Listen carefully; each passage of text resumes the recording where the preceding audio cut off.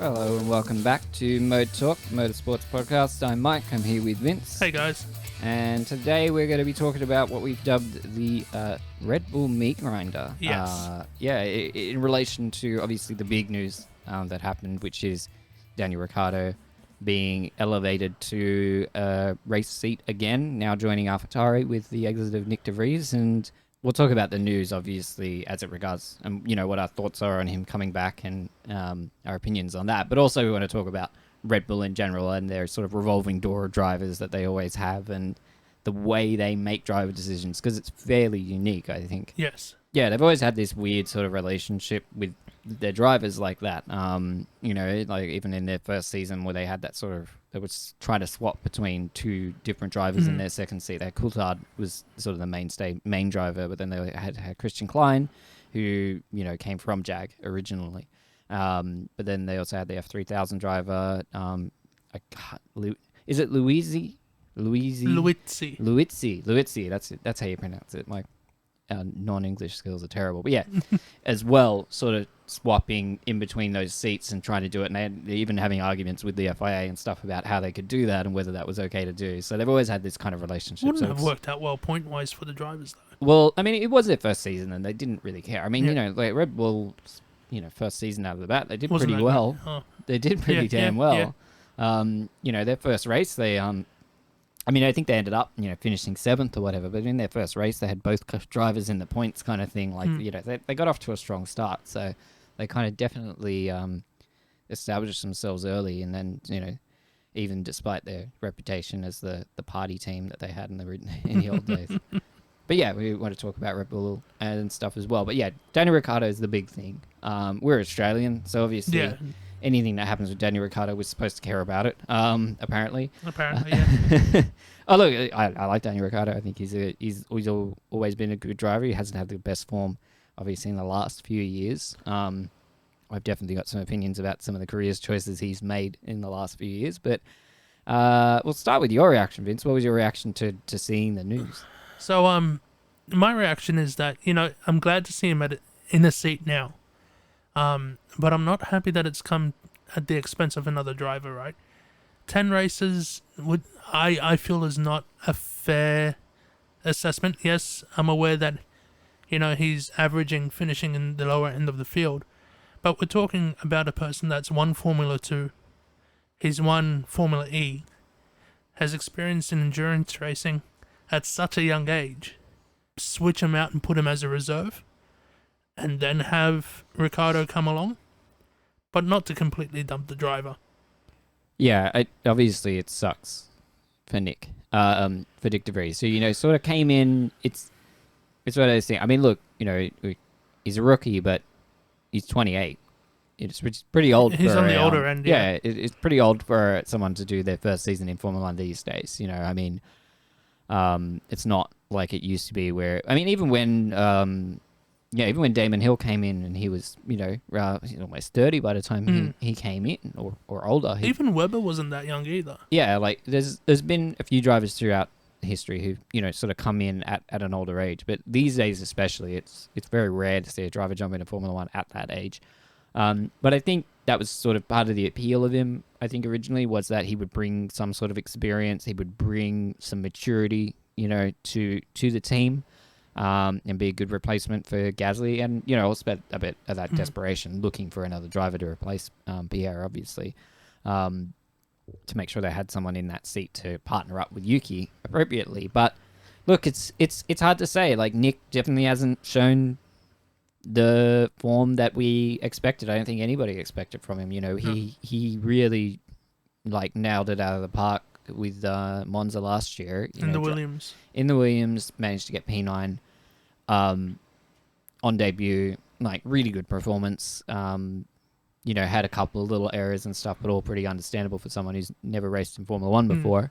Literally called up that weekend. Yeah, called up, did the job, did it, a good job. I still want to punch Albon's appendix because I reckon if it was Albon, he would have done heaps better, just because familiar with the car and all that kind of thing. It would have been interesting to see how high that Williams could have gone had Albon been available. But yeah, jumping in, subbing in for another driver, did really well, and got on people's radar, and it was sort of like a bit of a dream story for him.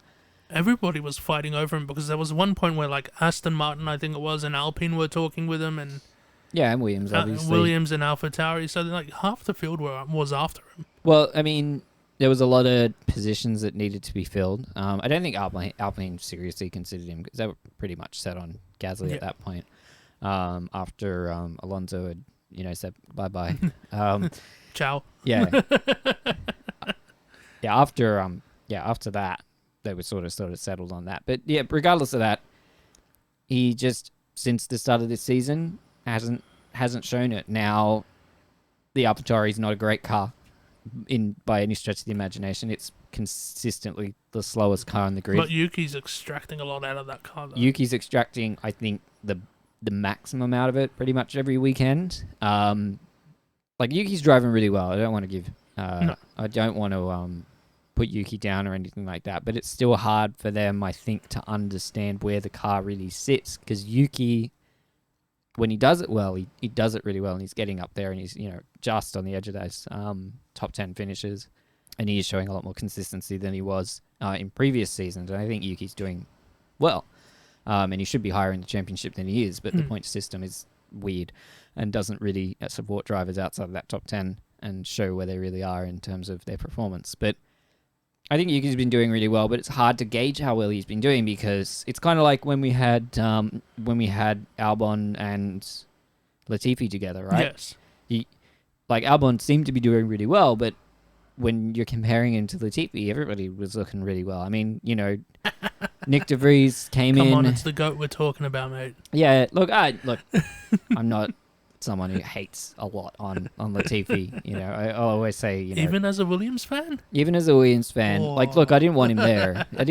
I wanted a better driver in there. I don't think he was the best driver, but, he's not, he's a better driver than most people.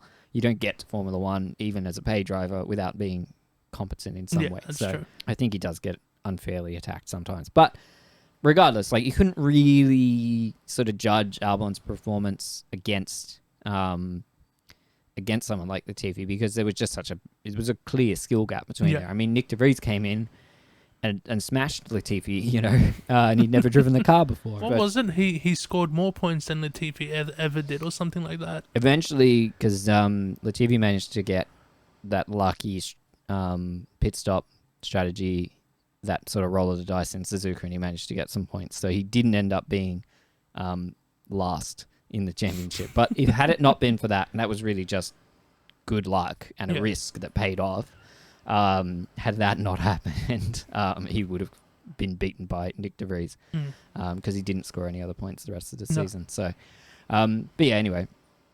So it's hard to gauge people's performance when you're not sure of the quality of the driver you're dealing with. And Nyck just wasn't. I think with Nyck, the problem wasn't so much that he was slow, because you look at someone like Logan Sargent, right, who hasn't scored any points this season. The closest he came was the last race where he got 11th.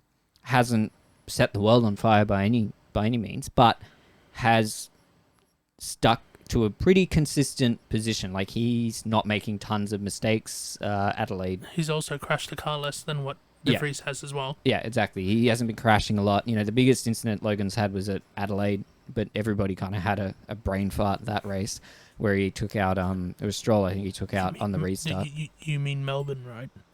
Australia. Did I say Adelaide? Yeah, I know you like Adelaide. I thought I said Australia. I know you said last podcast that you want to see Adelaide come back, mate, but it's not in our timeline, unfortunately. Yeah, not yet. But yeah, at Melbourne.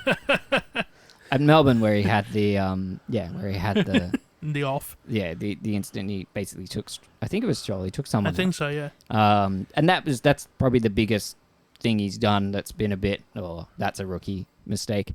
Otherwise, he's been, at the back of the pack, not scoring points, not doing super great in qualifying, but he hasn't been inconsistent. He's been able to run a race well, and, he's performing as you'd expect a rookie to perform. And Nyck hasn't been able to even match that level of performance, and you'd expect him to be better than someone like Logan Sargent and to be performing more consistently than someone like Logan Sargent, who, yes, they're both rookies for Formula One, but Nyck de Vries has The exposure. all the experience of a lot of other motor racing that Logan doesn't necessarily have, and you'd expect him to be performing better.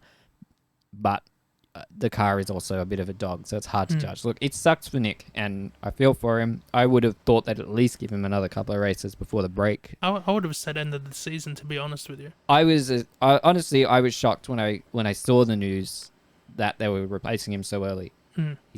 I thought they'd delay the decision at least a little bit later, but that's Red Bull, and I guess that's sort of the topic, isn't it? I'm going to put my tinfoil hat on here, and I think there's a bit of a conspiracy afoot. No. No? No. Yeah, go for it. You know what I'm going to say? I don't know. Okay. I reckon, right, yes, De Vries' performance has been somewhat questionable in that AlphaTauri, but is it a way that Christian Horner and Helmut are gauging Ricciardo to take Perez's seat based on the performance the rest of the year? Oh, 100%. I don't think that's a conspiracy at to all. To be honest with you, if I'm Checo now, yeah, I'll be a bit worried. I don't think that's... He might be joining that revolving door. Yeah, I don't think that's a crazy theory either. And this is a way, because, I mean, he just done the testing, right? With the Red Bull, right? And so... He would have been within the top 10 of qualifying, I read. So Red Bull have seen Ricciardo go out there in, the fastest car on the field, obviously, and performed. And it's like, he hasn't lost it entirely. He's still got some pace that we'd expect from a Formula One driver, so he's worth giving a chance to. And yeah, so I definitely think it's not they're not giving him a seat so he can stay at AlphaTauri or whatever it is next year. Yeah, and whatever they rename it to next year, and be the mainline driver for them going forward. It's more of a case of, we want to assess his level on track. Give him the worst car on the grid and see how he does, basically, and see if he can outperform Yuki. And it's also, I think, a way they can test Yuki now, finally. Because they want to get an idea of where Yuki stands and whether Yuki is the kind of driver they want. Maybe Yuki's the guy they put in Red Bull next season or the season afterwards. So. I don't know either. I have another idea for that. Yeah. I don't see... I like Yuki. I think he's quick. I don't think he's... Yeah, he still seems a bit rough and a little bit immature. But I don't know. There's a lot of stuff around Yuki that, you could go into the rumor mills and talk about. People obviously are going to bring up the association of Honda, with Honda now going to Aston Martin. Which I'm partial to. Yeah, so that maybe primes him up for Aston Martin, but I don't know. That depends on where Stroll and Alonso are sitting by the time that decision comes through. So that's sort of, I think, too far in the future at the moment. But, it's a way to assess Yuki. If Daniel Ricciardo comes into and absolutely trounces Yuki, they're going to have to look at Yuki and go, okay, now we should be looking at one of our juniors like Lawson or whatever, who... I mean, that's the other part of the thing, right? It's like, why are you putting Ricciardo in instead of someone like Lawson? If you don't fine, Nick isn't performing, well, why don't you get one of your junior drivers in there? Because Red Bull haven't been promoting their junior drivers for the last couple of years. They keep messing about with their driver lineups and, putting Perez in and changing how that system works. They're putting in Ricciardo rather than one of their juniors. And I think the only real reason to do that is to assess Ricciardo's performance and how well he can do, whether he should be replacing someone like Perez, or whether maybe he is just washed and they should just get rid of him entirely and he's not worth sticking in Formula One anymore. I think it's a pretty important season for him, that's for sure. Yeah, I feel the problem with letting Ricciardo go is they lose his marketability, right? He's instantly a recognized face in the paddock. And yeah, he's a poster boy for any team he's with, right? Yeah, for sure. I mean, yeah, since Drive to Survive, he's really increased his public profile. And Drive to Survive is probably, if it's benefited any driver, it's definitely Daniel Ricciardo. Yes. And that's just because of his personality, the kind of the kind of person he is. I mean, a bit of that's the Australianness, obviously. But there's variations there. You look at someone like Oscar Piastri, sorry. He's not like Daniel He's much Ricciardo more at all. tame. He's a much more, he's a bit shy actually, and he's I mean, how much of that's him still being new and fresh and needing to come out of his skin a bit more, I guess, is we'll have to see as time goes on. I even think that some people involved in Formula One said they want to give him a job within Formula One itself, even if he doesn't end up in the team. Yeah, I could see him as like a driver representative or some sort of maybe even media liaison. Yeah, or just, work for Sky or something like that as a commentator at a presenter. He tried that at ESPN the other week and it didn't go down too well. Yeah, well, yeah. Time. Keep in mind, funny enough, it was he was broadcasting from the town that AlphaTauri are based in, and he's like, no, I'm not here for a seat fitting. Yeah. Probably not a seat fitting, but maybe a contract signing. Yeah. He's got a lot to prove, I think. As much as people are happy to see him back, he's still not off the hook, I guess you'd say, where he doesn't have to perform. He only has to do the bare minimum. He really has to. And I think he's going to. I think he's going to be looking for points, and I think he's going to be trying. He has to. He's forced himself in a corner in a way, right? Like, he has to perform. Otherwise, people are going to sort of call him out. Yeah, exactly. People will call him washed up and, doesn't deserve to be there when there's younger drivers who could take that seat and perform better. So he's got something to prove. Whether he'll rise to the occasion, unsure. As long as even if he doesn't score points, as long as he's sort of consistently beating Yuki, consistently getting better performances and, being up there with the other teams, making sure he's beating the Alfa Romeos, or at least, for instance, or the Williams, beating the drivers he should beat, people like Logan Sargent, people like, arguably Yuki. Bottas. He should be up there fighting with Bottas. Yeah. That'll be interesting. If we see Bottas and Stroll, maybe Ricciardo going with it, depends. Stroll's got a big advantage with that car compared to the AlphaTauri, because the AlphaTauri is, by all measures, the worst car on the grid at the moment. Even on the tracks where Williams struggle, the AlphaTauri's only just a little bit better than it. I think. That's right. This is the sound of Australia, folks. A bunch of glass.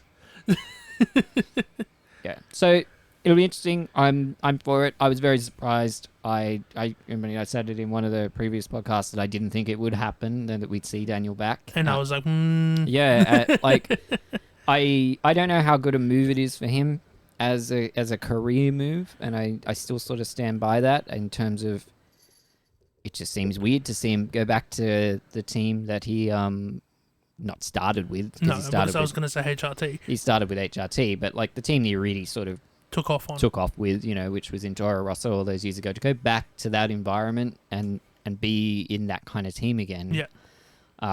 It seems like a backward step, but I think it's a better decision than his move from Renault to McLaren. Definitely. Like, I think. Do you think he was the scapegoat for McLaren? To an extent, but look, Lando trounced him. Yeah. And we know Lando's a world-class driver, but just didn't work. Who knows? I think also McLaren wasn't. I think McLaren wasn't the move ever. No. Personally, for Ricciardo, I think getting out of Red Bull was the good decision. People disagree with that, but I think Renault was the good decision to go with. But can you imagine him still in Alpine now? He probably in a better place than he was with going to McLaren, I'd say. I think once he made that move to Renault, he should have stuck with it. He should have committed to it and not, I think the McLaren offer was just too tempting, to drive for McLaren. There's still that prestige, it's the same thing, the same reason people still want to drive for Ferrari, even though they haven't been good in ages. There's always that prestige in the name and the brand and the potential of where that team could go. Driving with what would have appeared to be a fresh, young kind of style team, similar to Red Bull, like McLaren have tried to been pushing themselves as with Lando especially. But is it working? Yeah, they're getting. Well, we'll talk about McLaren another time, I guess, in terms of where their progress is going. But I think sticking with Renault and the team that eventually became Alpine probably would have been a better call for him. I think he would have done better in that car. Whether he would have been partnering Alonso or whether he would have been partnering Ocon is, I don't know how they would have done that driver lineup, but I think he should have stuck with the decision. I think getting out of Red Bull was a good choice. My concern is I don't see why he wants to be second driver to Max Verstappen again, but I don't know. Maybe he sees something that we don't. Maybe he thinks he can take him on, and that'll be an interesting fight. It would be nice to see somebody stand up to Max and, not a 20-second gap. I guess the big question at the moment is how much better a driver is Ricciardo than Sergio Perez at this point, and I think that's what Red Bull are trying to assess. Mm-hmm. I want to talk about people that have been moved on from Red Bull, right? And whether it's worked out for them. So we're going to start off with your mate Albon. Yeah. I think he's actually flourishing out of the Red Bull system. It's probably as disastrous as it probably was for Alex at the time. He's definitely, I think, in a better place. While he's not in a sort of top tier team anymore, I think where he is now at Williams is really good for him, and is kind of an ideal position for him as a driver, because he's able to take that machinery and do really good things with it and perform above, I think, the capacity of that car at a lot of times. Red Bull wanted something more from him. They wanted someone who was up there getting podiums every time. They wanted Bottas, and that's kind of the thing. Like, Red Bull seem to think they need they really a rear gunner. They really want that same relationship that Lewis and Bottas had, which was, you've got one super fast, super talented driver who's winning your races the majority of the time, but your second driver is also capable of doing that kind of level of performance, holding his own and being a rear gunner. And I think a lot of that, I think they're always going to struggle with that. Trying to find a driver to match Max Verstappen is tough. From all accounts, he drives the like car an alien. He drives the car. It's not so much that he's exceptionally special or alien or whatever. Not that he's not talented, but like the way he sets the car up, the way he likes the car to drive. He likes it fairly pointy and all that kind of stuff. Can be difficult for other drivers to accommodate and to cope with. Initially, Perez seemed to have that down pat, but I mean, even if you look at where Perez was performing in his first couple of seasons, it wasn't lightnings better than someone like Alex was doing. So look, as far as drivers who've exited the Red Bull system and have gone on, I think Alex is definitely one of the best ones. I think he's in a really good spot now. I really hope, not just as a Williams fan, but just as a fan of Alex in general, is he does stay with Williams and he does sort of keep leading that team. I think it's a really good place for him to flourish, and I hope that he stays with Williams as long as he possibly can. I agree in regards to Albon. He's come into his own at Williams. Williams have the patience, thankfully, to develop this team around him, which is great because he's deserving of that. He is a decent driver. However, looking at past drivers that have gone through the Red Bull system, dare I say Gasly's doing better. Yeah, I don't think Gasly was always kind of primed to be better. I think it's so hard to judge drivers against one another when they're not driving the exact same cars. Yeah. In the same races, in the same conditions. There's so many variables in racing, so it is hard to say which driver is better than another unless you're, clearly standing out. Unless you're just clearly standing out someone like Max, who could probably still be winning races if he was in a Mercedes or something like that. Maybe not as frequently, but would still, I think, be performing well in another team. Maybe not Ferrari. Not even Max can make Ferrari do well. But you never know. Yeah, no, I don't even think Max can save Ferrari at this point. Because you rate drivers' skill. I think Leclerc is at the same kind of level as Max. I just don't think he's got the machinery and the confidence in the car, I think, which is a big thing, and the team support. To be honest with you, I think it's more the team. Yeah, exactly. But yeah, so it's hard to sort of compare one-to-one. I think Gasly and Albon are probably closer than that. I don't think Gasly is like super out there. But if you're looking at results and performances and stuff like that, yeah, I think Gasly's has shown better results since leaving Red Bull. Whether that was the Red Bull system or not, I'm not entirely sure. I think Gasly's similar to Max. He's the kind of driver who's probably going to do well in any car. He's that kind of driver. He's got that skill. He's got that talent. He's a little bit too... He's still racecraft-wise a little raw and a bit aggressive at times, and that was what caught him out a fair few times in Red Bull. He never fit too well with the Red Bull system. Ethos. Yeah, he never fit too well in there, but I don't think it affected him that badly either. He just seems to be the kind of driver you just chuck him in a car and he's going to drive it fast, and he just gets on with the job. He's very sort of he just gets it done. Yeah. And he's not sort of held back by that, which is a clear thing. Whereas I think if you compare someone like Alex, I think Alex did get impacted more by the pressure, and you could see it, like even his personality, right? Yeah. If you look at interviews when he was Red Bull, it was very dropped head, talking without expression. You could tell he was lacking that confidence, and he knew he wasn't performing to the level, and that pressure just kind of got to him. Whereas I think Gasly just sort of let it roll off his shoulders a bit easier, and I think he maybe adapted to that system a bit better, but he also just couldn't put the results together. But yeah, it's interesting. Like neither driver, I think, put in like we were talking about Nyck, right, getting axed, and I would say that both Gasly and Albon were far better drivers than Nyck de Vries, and they both got axed as well. So like the decision making they make is it's not just about outright performance and outright speed and pace and all that sort of stuff. It's they just don't take prisoners at Red Bull.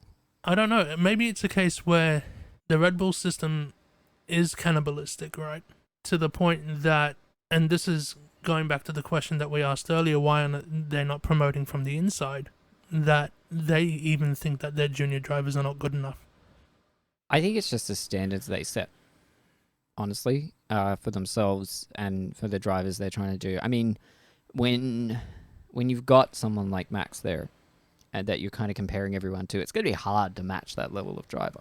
Like, there's not many drivers who can, even in equal machinery, who are going to be able to match Max Verstappen. Like, I think maybe if you put someone like, maybe George or Lewis or Alonso, Leclerc in the same car as Max, there's not going to be those big gaps, I think. I think those drivers are all a cut above Perez, and it's not to put shade on Perez. I think Perez is a really good driver. He's just going through something.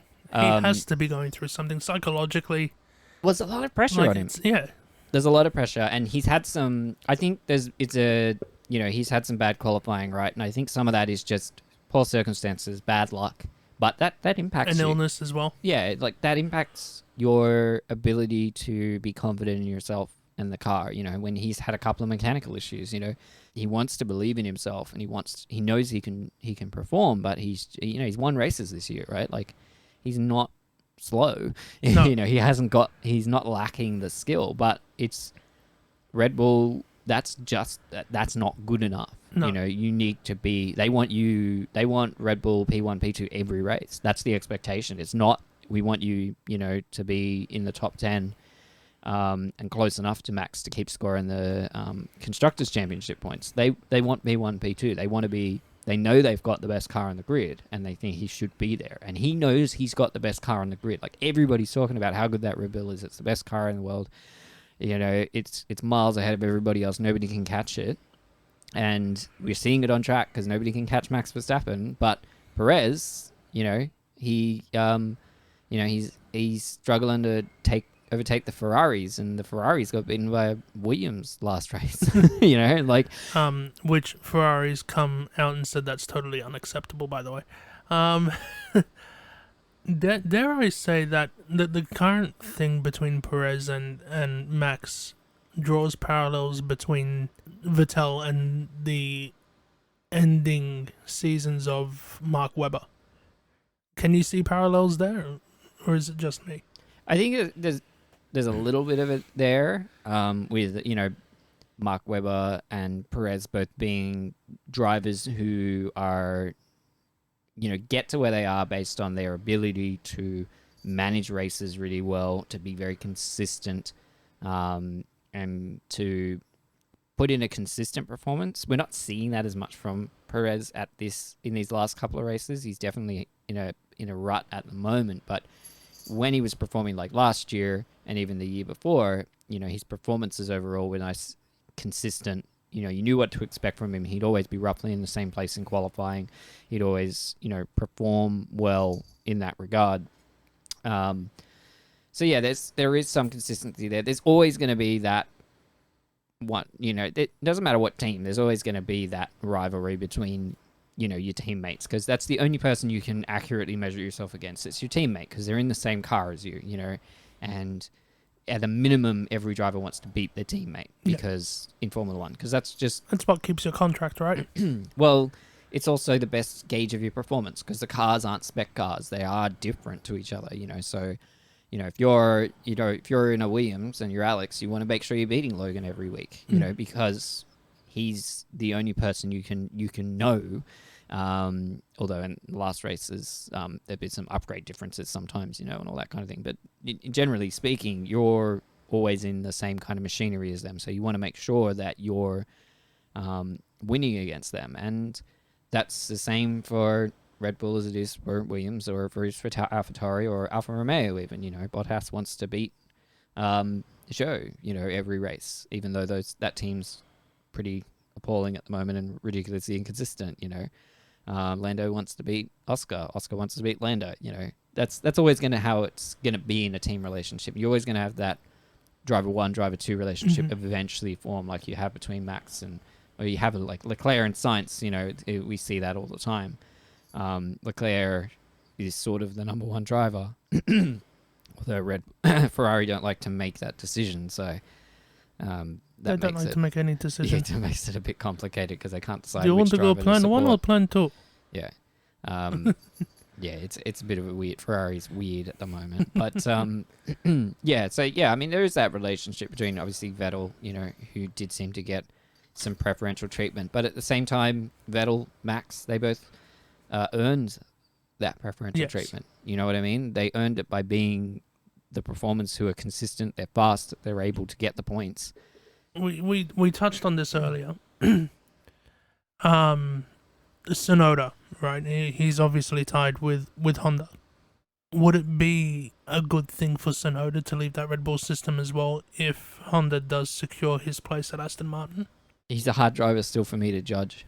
Where he was at the start of the season compared to where he is now, he's at times this season shown heaps more maturity, heaps more consistency. He should have more points than he's got. He's just had that car just hasn't been able to get those last couple of positions, and it's super competitive too. Like there's really only 2 positions on offer if you're not Aston Martin, Red Bull, Mercedes, or Ferrari. So it is really hard to get any points this season for anybody else. So like as a move for him, I think he's going to go wherever there's a car that is able to get the most performance out of him. I'd like to see Yuki in something more competitive. I'd like to see him in a car that's, more similar to the pace of the Aston or even McLaren now, right? Like, see him somewhere. He is a good driver, I think, and I think he's capable of really standout performances.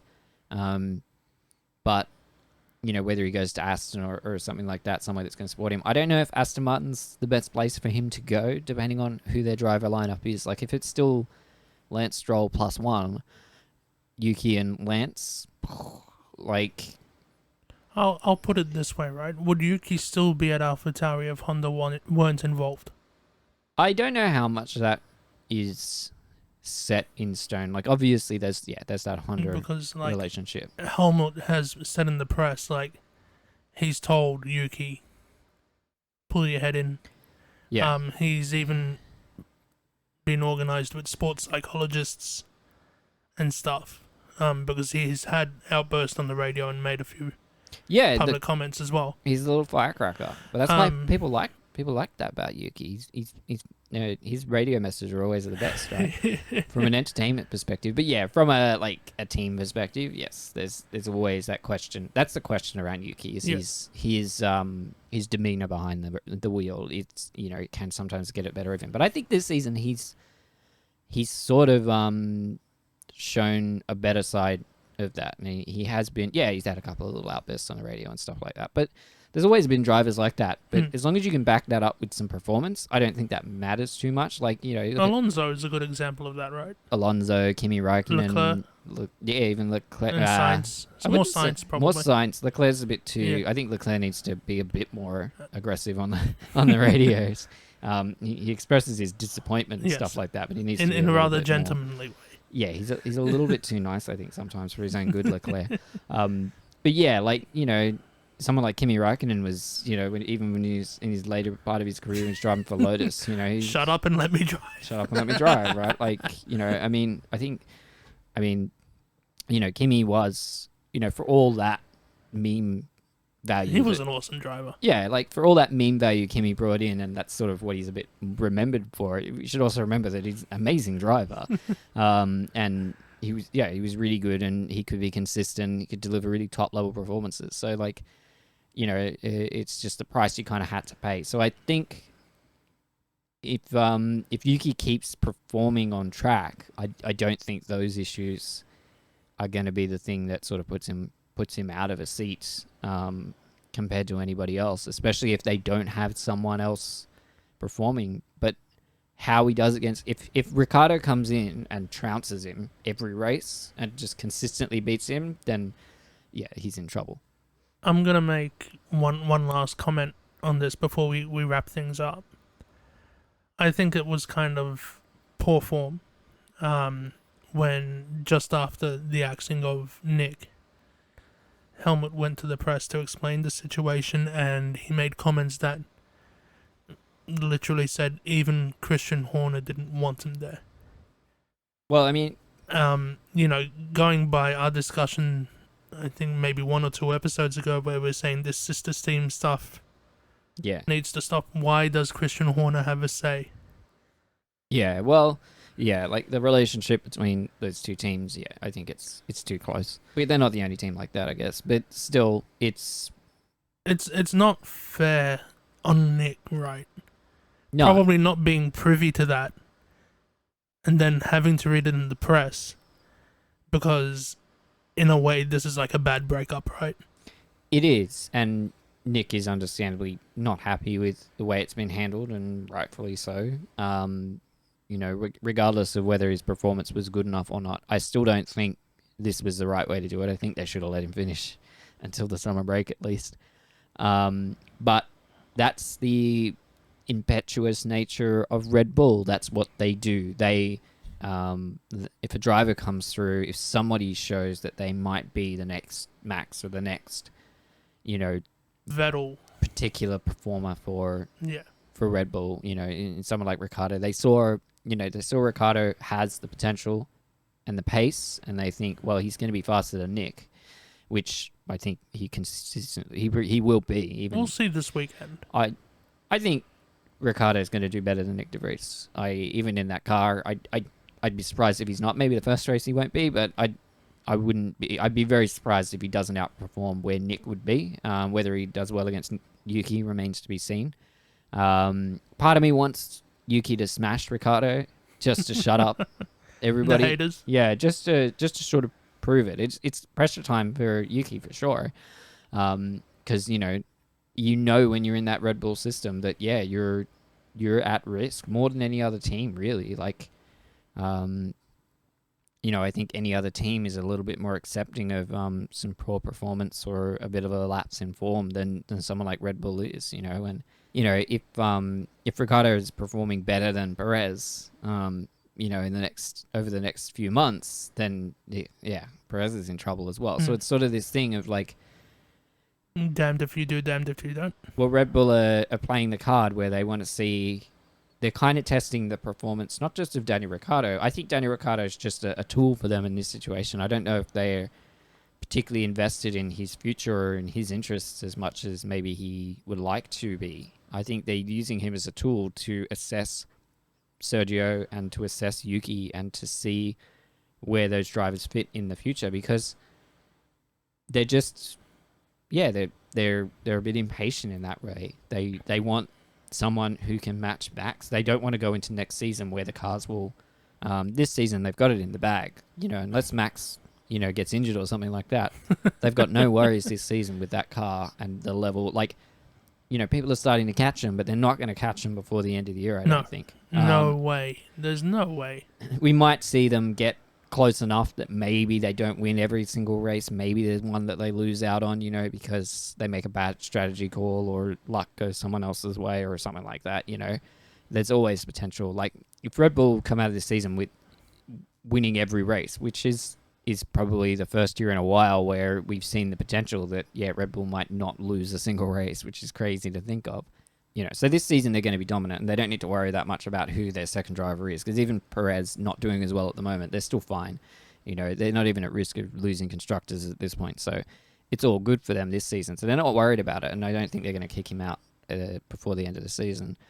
But next year, they want a second driver who they can be confident in, and whether that's Daniel, whether that's Yuki, or whether that's still Sergio, if he improves his performance either in the next couple of races or after the summer break or whatever, he gets a break and he gets to re-establish himself and get back in the right headspace. Because he's done good things there, for Red Bull. And I think up until this year, he was a pretty clear-cut, Perez should be the second driver. He's a good match for Max. They seem to perform pretty well together. He can win a race when Max has a bit of a struggle like he did at Singapore last year. He can perform in that car, but there's going to be more pressure on Red Bull next season, and they know that because the teams are going to catch them. So there's a ceiling to how much they're going to be able to develop these cars, and the competition's only going to get closer and closer after the break into next season. So they want someone who they can be confident is going to pair with him, and I think that's what this is all just leading into, is just to test that. And it definitely wasn't going to be Nyck, so they want more potentials in there. I can understand them wanting to use Ricciardo to benchmark two drivers across two teams. I think he's been brought in to potentially replace Perez, because that makes sense, right? Why would you drop a junior driver halfway through? The way it was dealt and the way it was handled was in my opinion rather poor from Red Bull's end. Don't get me wrong, I love seeing another Australian on the grid. It's the first time in a long while we've had two Australians on the grid now. Yeah. But I don't know, I would have just given him till the end of the year, like you said, get him on those more familiar European tracks. I think at least until the summer break. Yeah. That's when I was expecting if Nyck was going to go, it would have happened then. And I wouldn't have been surprised if Nyck had been let go if he continued the run he's been having into the mid-season break and still wasn't performing, then I wouldn't have been surprised if it's like, let's move him on and put, Ricciardo or Lawson in or someone else in. Or someone else that's on their lineup. Nyck was always kind of a second choice for them at the end of the day, because they couldn't get Herder in because of the super license problems, and it was always a trepidatious position for him to be in, and he knew he needed to perform. And I think even Nyck, as unfair as this decision may be, I don't think even Nyck could argue that he's been dealt a bad hand, because the results are there, even though, the car's not great, he's still made rookie errors that they didn't expect from him. When they hired him, they didn't want a rookie, they wanted someone, they were expecting someone with experience, someone who wouldn't make those silly mistakes, someone who wouldn't make those errors that rookies make, because even though he's brand new to Formula 1, he's not brand new to racing, and at the end of the day, Nyck just didn't perform to the level that Red Bull expect, and it's not an out, and it's you don't join these guys without knowing they're the consequences, right? Potentially just gonna beat you. They've shown it. That's the form. They did it with Alex. They did it with Pierre. Hartley. They've done Kvyat. it with a bunch of drivers in the past and have never. They're consistent in that they've never shown themselves to be the team you go to if you want that sort of development, that loyalty even in adversity, I suppose you'd say. And I think Perez, they're being more loyal to Perez than they have been to other drivers. Absolutely. I think I've seen Red Bull, dare I say, dispose of drivers, because that's what it's feeling, right? That these drivers are disposable. Well, if you compare performance, Alex or Pierre weren't being that much worse than Perez has been, in terms of their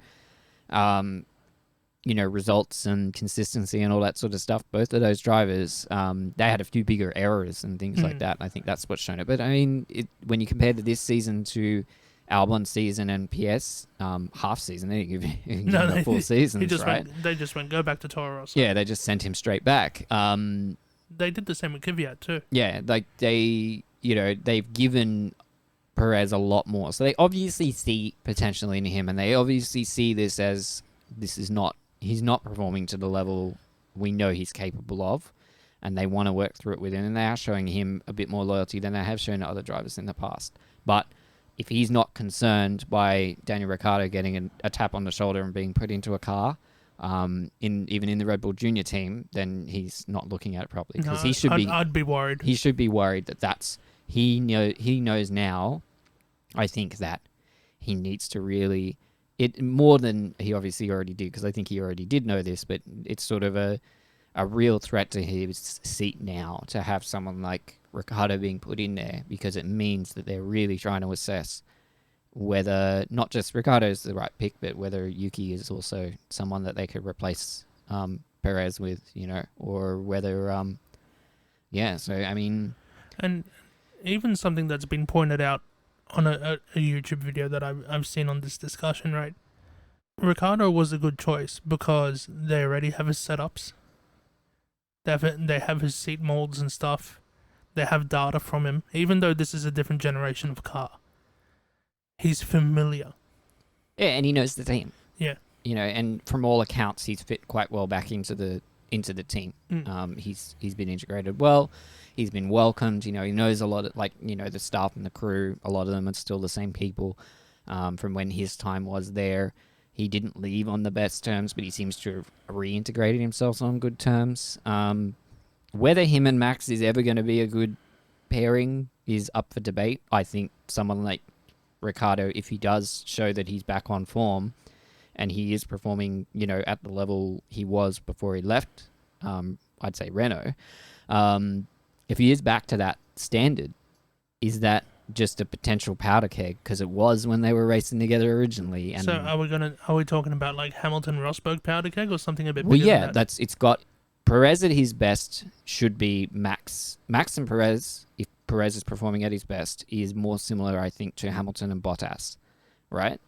In their primes, where even though Bottas can challenge for a win every now and then, he's not the driver who's going to be delivering it every weekend. He's just the good rear gunner. Rosberg and Hamilton is a much more similar relationship than I think if Ricciardo is on his best, Max and Ricciardo are going to have, because it is going to be a little bit more fiery. They are going to be challenging each other a bit more, I'd say, just based on Ricciardo in the past. But it's hard to say. It's too early days to assess what the relationship between those two drivers are like if they get there. Ricciardo might come in and he might be completely terrible. He might become a last every race. So we don't know at this point.